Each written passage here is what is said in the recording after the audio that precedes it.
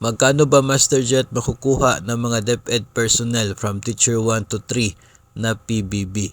No, ito pong performance-based bonus na inaabangan natin ngayon for 2022, nasa 48.75% po ng 2022 basic salary.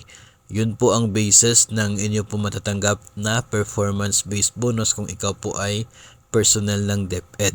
No, yung overall score kasi sa evaluation ng DepEd ay 75 points. No, so yung maximum po na PBB ay 65% ng basic salary. Dahil 75 points lamang po yung nakuha, so nag-multiply po yan ng 75 points doon po sa 65%. Kaya nasa 48.75 po ng basic salary ang matatanggap. December 31, 2022 na basic salary po ang basis pagdating po sa PBB.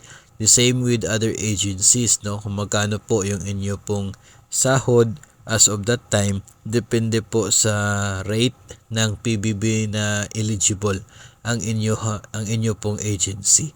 No, so ang tanong na lamang ngayon mga master ay kailan matatapos yung pag-validate ng mga documents para ma-release ang SARO at para ang DepEd ay makapag-release din ng PBB sa kanya po mga empleyado. Pero ito pong 48.75%, yan na po ang gross na PBB provided na nakapag-serve ka ng at least 9 months noon pong rating period na sakop ng PBB 2022.